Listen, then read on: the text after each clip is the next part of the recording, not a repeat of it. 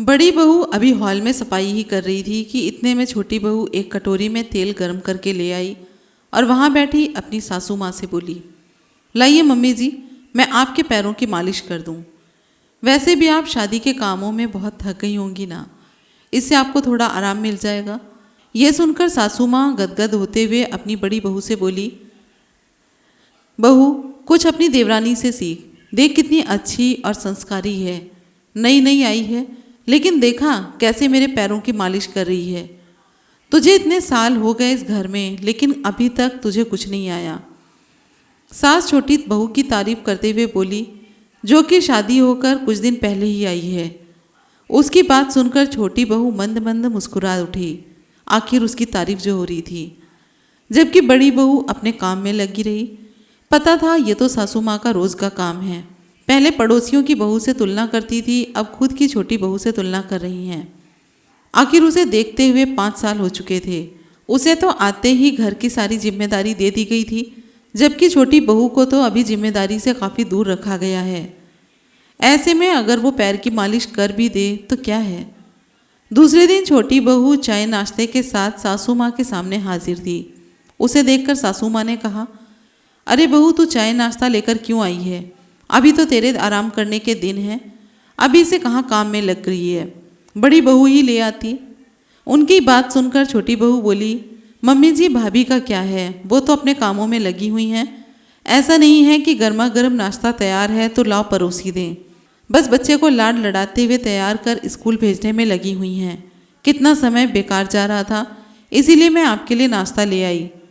और फिर सासू माँ के पास नाश्ता रखते हुए बोली, मम्मी जी जब से आई हूँ तब से देख रही हूँ कि आप अपनी सेहत का बिल्कुल भी ध्यान नहीं रखती।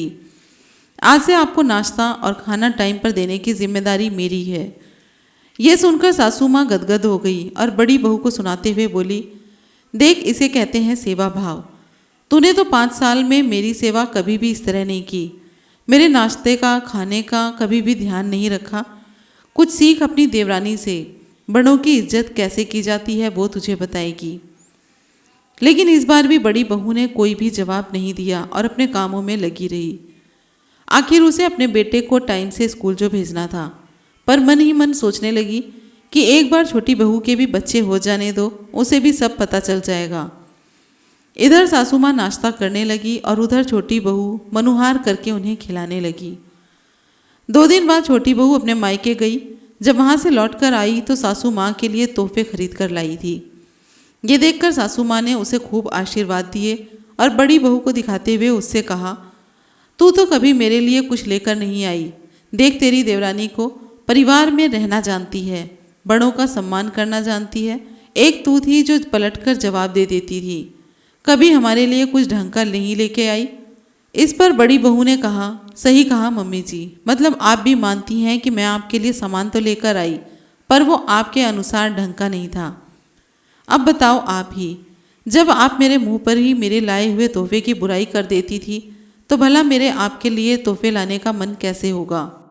सास ने कहा, बड़ी बहू, अपनी गलती तो तू कभी मानती नहीं, बस पलटकर जवाब देने को तैयार रहती है। बड़ी बहू बोली, अगर मैंने पलटकर जवाब नहीं दिया होता तो आज आपकी छोटी बहू पलटकर जवाब दे रही होती, क्योंकि आपको बहू की लाई हुई सभी चीज़ों में खामियां नजर आती हैं। सासू माँ ने तुनकते हुए कहा, बड़ी बहू, तुम्हें बिल्कुल भी तमीज़ नहीं है क्या? तुम छोटी बहू के सामने ऐसे कैसे मुझे पलटकर जवाब दे रही हो? यही सब सिखाया है तुम्हारे परिवार वालों ने। अब तुम अपनी खुद की इज्जत छोटी बहू के सामने घटाना चाहती हो तो मैं क्या कर सकती हूँ। बड़ी बहू ने कहा, मम्मी जी, नया 9 दिन और पुराना 100 दिन होता है। अगर बड़ी बहू आपको पलटकर जवाब नहीं दे रही होती तो छोटी बहू को वो सब झेलना पड़ता जो आप बड़ी बहू के साथ कर चुकी हो, क्योंकि मेरी चुप्पी से आपकी हिम्मत अब तक बढ़ चुकी होती। बड़ी बहू के इस जवाब से सासू माँ बोली, बहू, मेरे मुंह लगने की ज़रूरत नहीं है। छोटी बहू तेरे जैसी नहीं है, वो सेवा भाव में कहीं पीछे नहीं है, उसमें तो संस्कार कूट कूट के भरे हैं। बड़ी बहू ने जवाब दिया, मम्मी जी, छोटी बहू आपकी सेवा कर रही है, ये तो बहुत अच्छी बात है, लेकिन वो भी तब जब मैं खाना बना देती हूँ तो वो आपको लाकर परोस देती है। कभी उससे भी कहो कि खुद भी बनाकर खिला दे। मैं घर के दूसरे काम कर देती हूँ तो वो आपके पैरों की मालिश कर देती है। उससे भी कहिए कि घर के काम भी कर लिया करे।